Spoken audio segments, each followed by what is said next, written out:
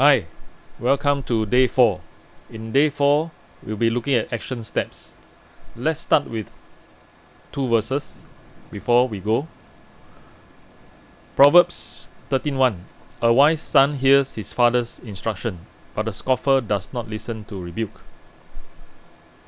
Second, Proverbs 10:1 and 5. A wise son makes a glad father, but a foolish son is a sorrow to his mother.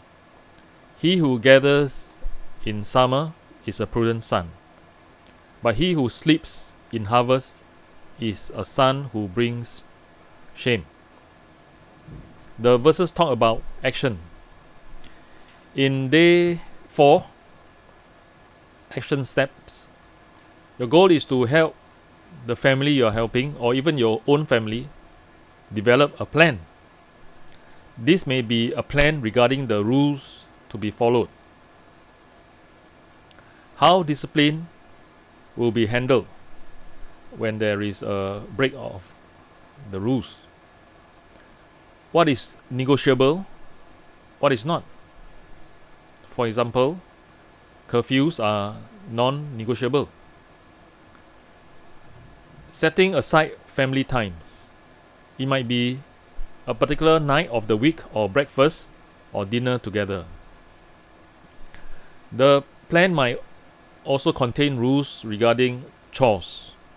Who does what is required, and when the chores must be completed. Action step number 1. Develop the plan. What needs to be in the plan? This varies depending on the ages of the children and the issues involved. Have the whole family talk together and share ideas to be incorporated into the plan. Do not dismiss inputs from even young children. They might be more willing to participate and contribute and find their place in a family more than you think. Try to incorporate everyone's ideas into the plan. Even the youngest members can have input, but you as parents are responsible for the final plan.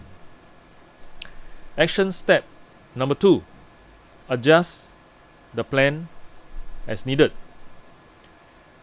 If you sense that the parents you are helping are immature enough that they won't even be able to develop a good plan, or you sense that their kids will run over them, then do follow up after they have had their family meeting to look over the plan they developed.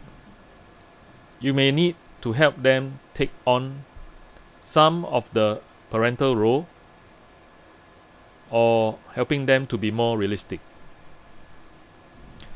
If the parents are capable of making the changes and following through, then tell them to work through the plan for a couple of weeks and make tweaks as needed. Always with a family meeting.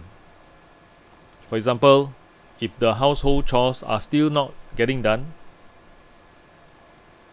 you may need to add consequences that will bring results, or just to go and see what is the problem.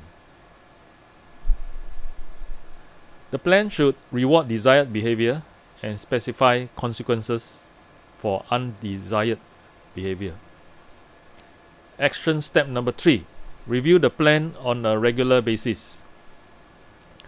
Lifestyles change and children grow up, so the plan should be evaluated occasionally for